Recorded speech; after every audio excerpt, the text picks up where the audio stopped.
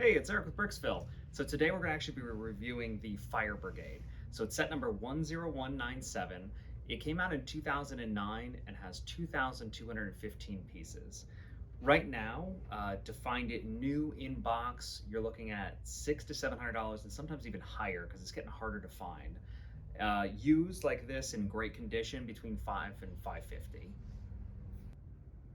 For minifigs, they include three generic firefighters. The only difference between the three are their hair pieces. So we have a tan, kind of swept down hair, then a chef's hat, which I'll show you how that comes into play later, and then a standard dark brown hair. Then there's a woman in the set. There's no defined role, so she could just be a passerby on the street or maybe a friend of one of the people. I've seen people play her as kind of the mailman because of the bag, but there's not really a role. And then there is a dog.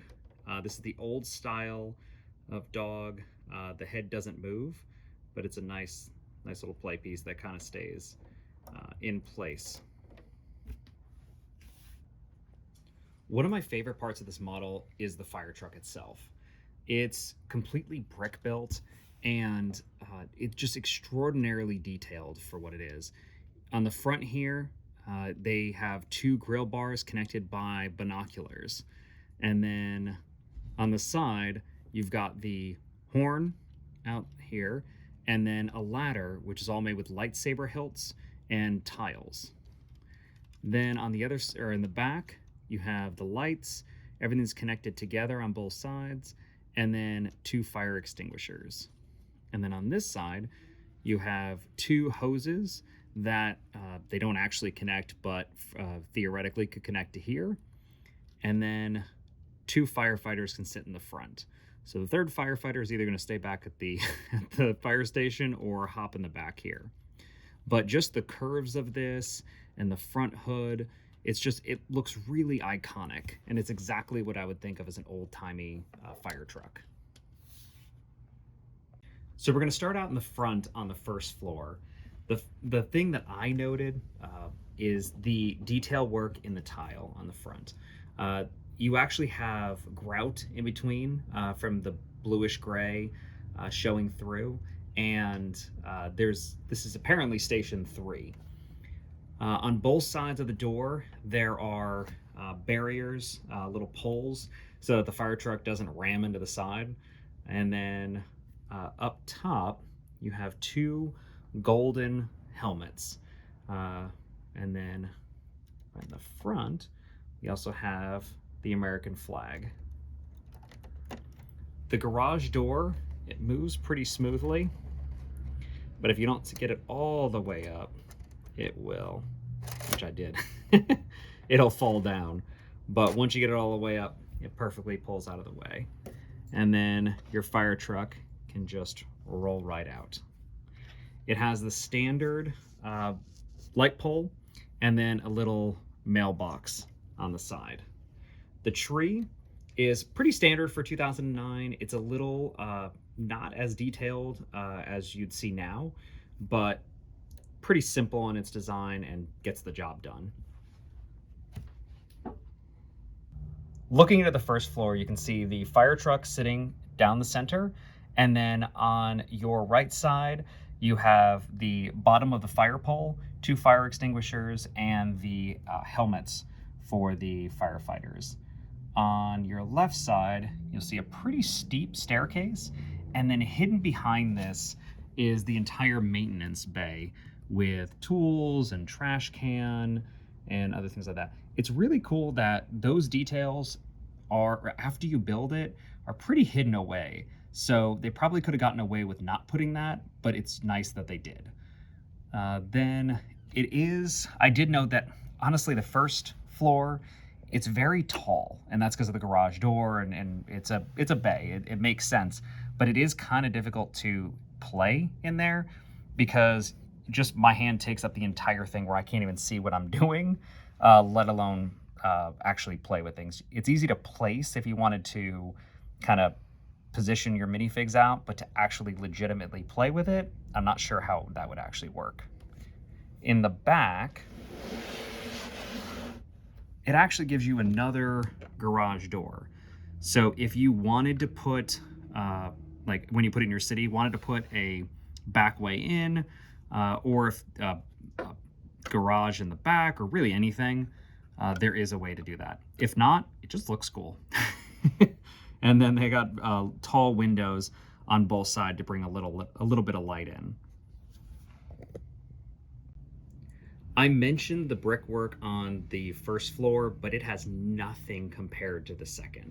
It's a little tedious to build, but the way that they have the tiles here dark red on the light gray behind actually gives a, as realistic as I've seen, showing of bricks.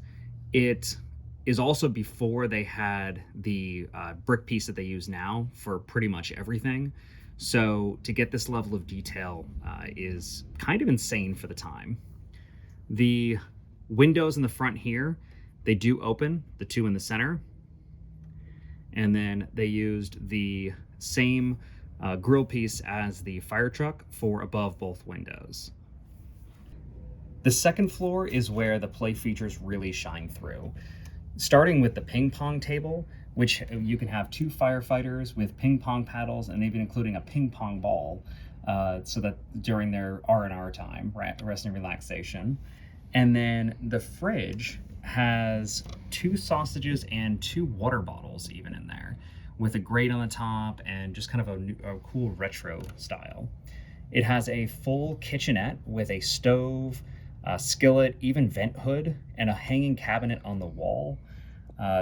This is just next level details for this time. And then we also have a couch here where they can relax. And then on the other wall, we have a cabinet built into the wall. There's nothing in there, but it's actually built into the wall itself, which is really cool. Now, especially when you remember that this was 2009, this is the year after the Green Grocer came out, which was blank inside. This, to be honest, the next model that came out after this, the Grand Emporium, in a lot of ways is a step backwards compared to this one.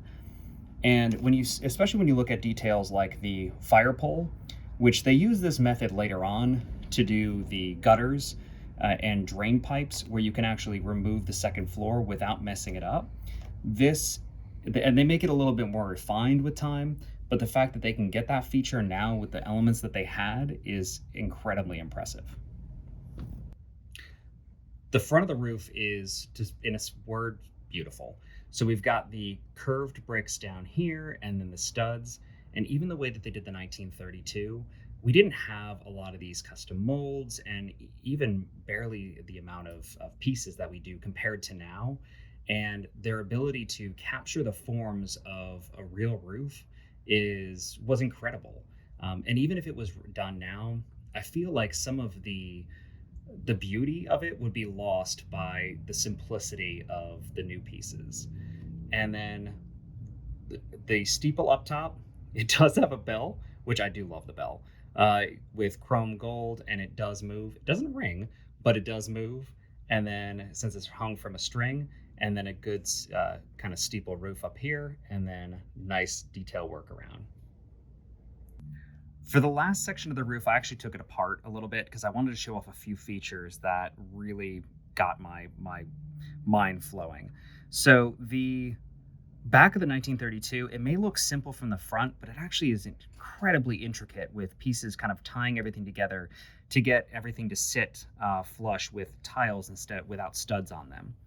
Then the water tower here, which has a pipe going down the back, is something that they didn't do on any other modulars, but since it's made of relatively simple pieces, could be done anywhere in your city. And then the the door on here is one that I understand why they did it, because it's the same black door that they had in the other 2 areas of the building, but I feel like probably could have been a different style door, because this one doesn't really make sense like this.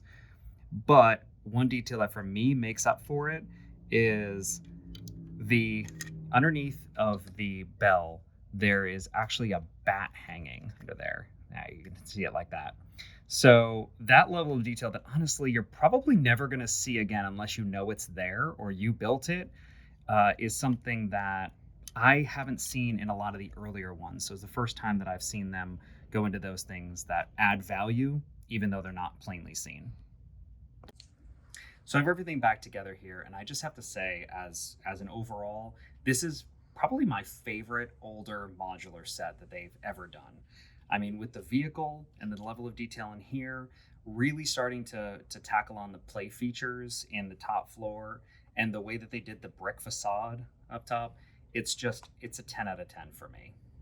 I really appreciate you taking the time to watch our video, and I can't wait to bring you more. So please subscribe, like, and turn on those notifications so that you'll see when we come out with our next video. Thanks a lot.